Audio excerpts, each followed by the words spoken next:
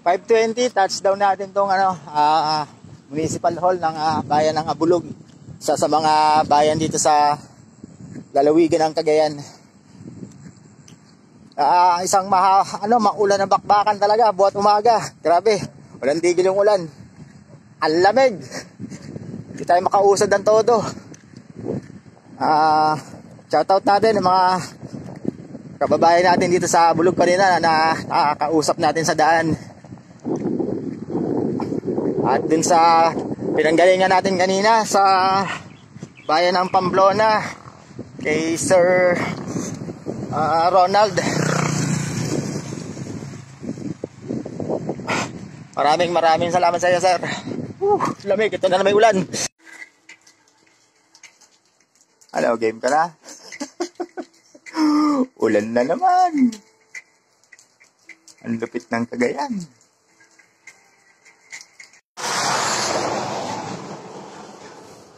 Grabe naman yung susunod na bayan.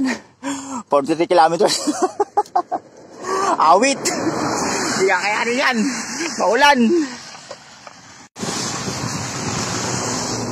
Ito yung mga gamit na gusto ko talaga eh. Gawa sa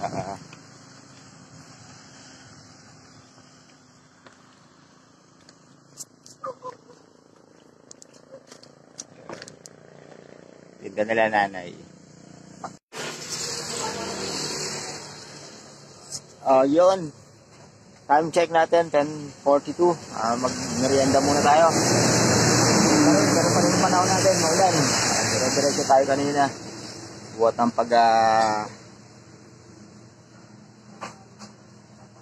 simula natin doon sa Municipal Hall. So, nangyari kanina, dahil doon tayo natigil sa bahay nila Sir Ronald at umuulan. Malapit na namin yung Municipal Hall at saka yung bahay nila. Kabitya tayo ng konti, sir, ha? Yes, sir. Okay lang. Si Sir, sa BJMP natin. Potenteros District Jail, ho. Nadaanan tayo kasi kahit umuulan, ayan, napaunlakan tayo. Kahit umuulan. Ang ganda ng panahon talaga nila sa Cagayan. Hindi ba talaga araw dito? Bihira, sir. Bihira magpakita araw dito? Oo, sir. Grabe. Hindi ako makalayo.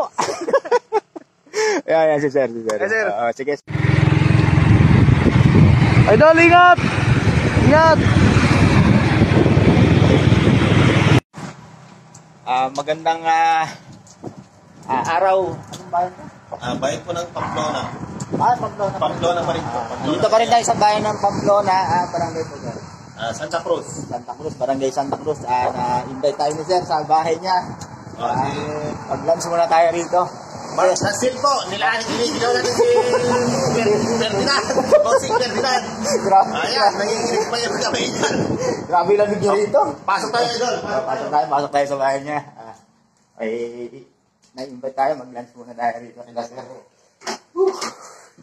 Grabe yung yung Cagayan talaga. Parang dahil pa yung Baguio. Balik ko sa Baguio po dito.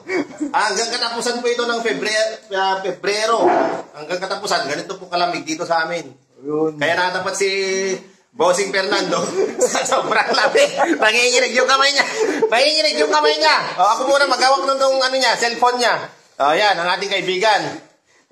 Dito na siya kakain sa amin kasi nakita ko siya, pakain po ako ng alaga ko doon sa likod. Pato. Pato. May nakita kong baka eh. Oo. Sige, tayo muna tayo kila Sir. Tirahin mo na po.